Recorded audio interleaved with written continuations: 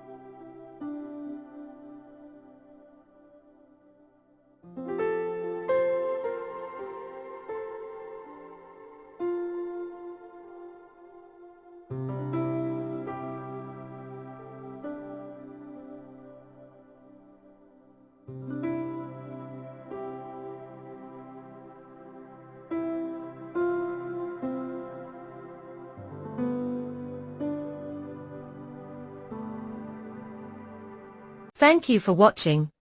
Please like, share and subscribe our channel for more video.